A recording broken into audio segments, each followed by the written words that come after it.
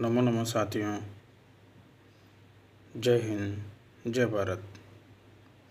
हम पढ़ रहे थे कारक और कारक में पंचमी विभक्ति अपादान कारक पढ़ चुके थे पिछले वीडियो में। इस वीडियो में षष्ठी विभक्ति संबंध को पढ़ेंगे और संबंध को कारक नहीं माना जाता है, फिर भी षष्ठी विभक्ति देख के इस षष्ठी विभक्ति संबंध का सूत्र है षष्ठी शेषे। वृत्ति होती है इस सूत्र की, कारक प्रातिपदिकार्थ व्यतिरिक्त है, स्वसाम्य भाव आदि संबंध शेष है, तत्र षष्ठीसात्। अर्थात कारक व प्रातिपदिकार्थ के अतिरिक्त स्वस्वामी भावादि संबंध को शेष कहते हैं तथा शेष में षष्ठी विभक्ति का प्रयोग होता है। संबंध के प्रकार, एक प्रकार होता है स्वस्वामी भाव संबंध। स्वस्वामी भाव संबंध का उदाहरण होता है राज्ञ है, पुरुष है, तो इसमें स्व और स्वामी का भाव का संबंध हो जाता है। तो राज्ञ में षष्ठी विभक्ति क्षेत्रस्य स्वामी, जगतः स्वामी, इस प्रकार के उदाहरण बनते हैं। इसमें प्रकृति विकृति भाव संबंध, इसका उदाहरण होता है हिरण्यस्य कंकणम, यानी सोने का कंगन। एक अगला होता है जन्य जनक भाव संबंध, उदाहरण है होता है इसका दशरथस्य पुत्र। और अगला संबंध है अवयव अवयवी भाव संबंध, इसका उदाहरण है वृक्षस्य पत्रम, वृक्ष का पत्ता। एक अवयव है, एक अवयवी है। इसी षष्ठी विभक्ति संबंध का सूत्र, अगला सूत्र है कर्तरी कर्मणों कृति। इसकी वृत्ति है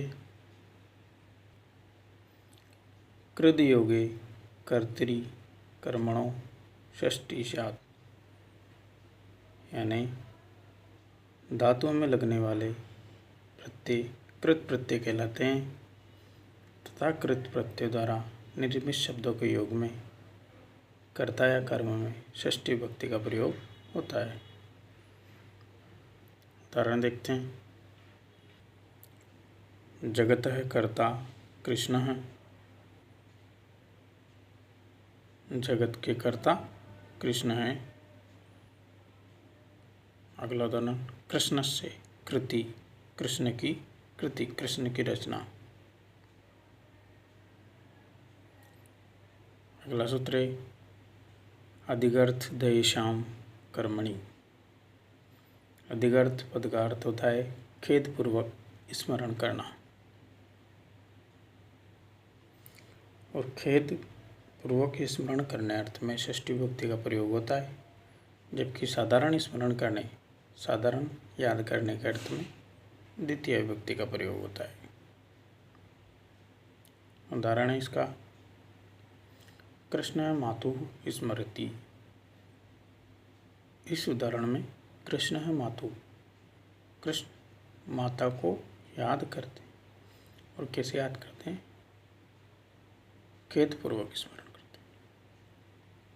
जबकि इसी का अगर दूसरा उदाहरण देखें तो कृष्ण है पाठम स्मरति, तो कृष्ण पाठ को स्मरण कर रहे हैं, पर खेद पूर्वक नहीं कर रहे, इसलिए यहाँ पर द्वितीय विभक्ति का प्रयोग हुआ है। अगला सूत्र है षष्ठीयत शर्त प्रत्ययन उपपदषष्ठी। अतशर्त प्रत्ययों से बने पदों के योग में षष्ठी विभक्ति का प्रयोग होता है। अर्थात ऊपरी आदि शब्दों के योग में षष्ठी विभक्ति का प्रयोग होता है। जैसे ऊपरी शब्द है, उदाहरण होगा इसका लोकस्य ऊपरी हरि अस्ति, लोक के ऊपर हरि है।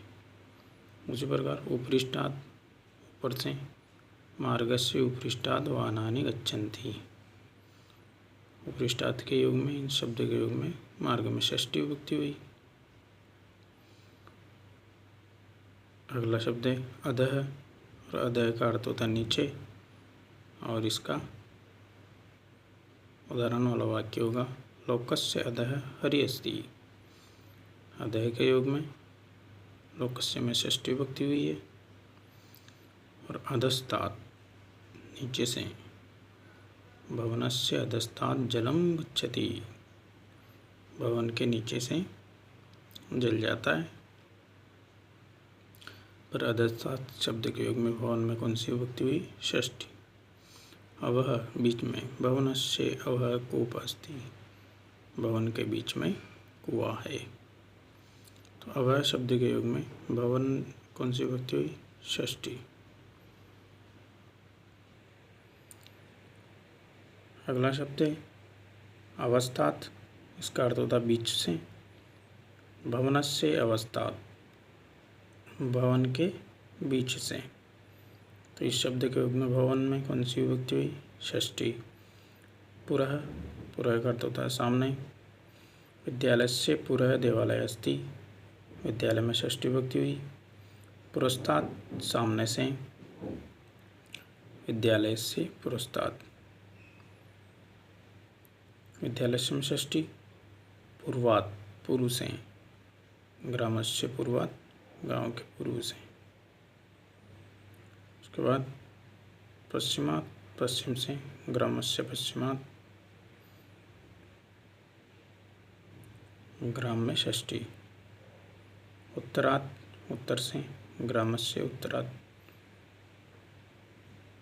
और दक्षिणात्, दक्षिण से, ग्रामस्य दक्षिणात्। इन सभी शब्द के योग में षष्ठी विभक्ति का प्रयोग होता है। और इसी के साथ हमने षष्ठी विभक्ति का प्रयोग देखा। अगले वीडियो में हम सप्तमी विभक्ति के बारे में चर्चा करेंगे। जयतु संस्कृतम, जयतु भारतम।